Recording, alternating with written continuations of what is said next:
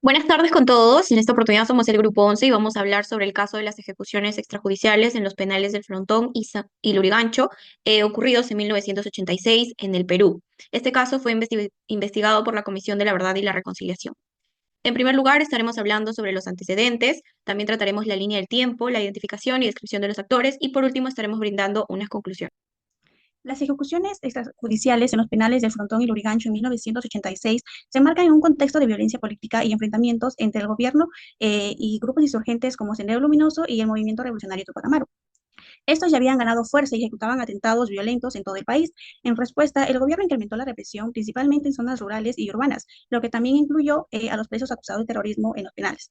El 18 y 19 de junio de 1986, varios grupos de prisioneros vinculados a Sendero Luminoso iniciaron motines simultáneos en tres penales de Lima, El Frontón, Lurigancho y Santa Bárbara, usando como táctica la toma de rehenes e hicieron entrega de sus reclamos. Por otro lado, en cambio, el gobierno no estaba dispuesto a negociar con estos y en cambio mandaron a las Fuerzas Armadas a dichos establecimientos.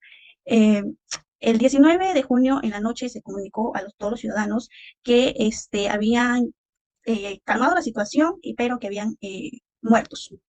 Los factores clave que llevaron a cabo estos hechos son los siguientes: escala de violencia y represión del Estado, decisión política, el contexto de conflicto armado, la falta de capacitación y control, y la impunidad y falta de rendición de cuentas. Le paso a mi compañera. El tiempo de ejecuciones extrajudiciales pronto en un rancho. 1985. Aumento de la violencia política en Perú, con la creciente actividad de grupos insurgentes. 1986. Protestas y motines en los penales en el Frontón y Lurigancho, impulsados por las condiciones inhumanas y el abuso de los derechos humanos. Respuesta del gobierno peruano a las protestas con una operación militar en el Frontón. Se producen más ejecuciones en el penal de Lurigancho tras la represión de la revuelta, con reportes de uso excesivo de la fuerza. Informes de organizaciones de derechos humanos documentan las ejecuciones extrajudiciales y denuncian la falta de debido proceso. 1987 a 1988. Investigaciones internacionales y nacionales comienzan a profundizar en los abusos de derechos humanos en Perú, enfocándose en las masacres del Frontón y Lurigancho. 1990. La Comisión de la Verdad y Reconciliación se establece, examinando los eventos de 1986 y otros abusos ocurridos durante el conflicto armado interno en Perú. Los actores involucrados dentro del caso. Bueno, en primer lugar tenemos a los internos de los penales del Centro Penitenciario San Pedro Lorigancho y el ex Centro Penitenciario San Juan Bautista de la Isla El Frontón. Estas fueron las principales víctimas que ascendieron a más de 200 prisioneros ejecutados. Sabemos que principalmente fueron los que organizaban los motines que desencadenaron todas las revueltas y la violencia debido a las situaciones carcelarias y también debido a la influencia política de los grupos terroristas, tales como Sendero Luminoso. Hasta el momento no se conoce exactamente el número de víctimas, pero se aproxima a 200. En segundo lugar, tenemos a las Fuerzas Armadas y a la Policía Nacional. Ambos fueron los involucrados en el caso debido a que fueron los que realizaron las ejecuciones en mando de sus altos funcionarios. Estos recurrieron a la violencia y a la represión de los prisioneros en las fechas del 18 y el 19 de junio, lo cual desató a las ejecuciones extrajudiciales. En tercer lugar, el gobierno peruano, en este momento encabezado por el presidente Alan García, quien en primer lugar conocía las situaciones dentro de las cárceles. A forma de calmar a la población, emitía comunicados atribuyéndole todos los motines al terrorismo. Después aprobó que se utilizara la fuerza y la violencia dentro de las cárceles para reprimir a los prisioneros. Y la Comisión de la Reconciliación y la Verdad identificó que fue el principal responsable de las ejecuciones forzadas, sin embargo, no hubieron sanciones significativas. Bueno, ahora tenemos también la Comisión de la Verdad y la Reconciliación en el Perú.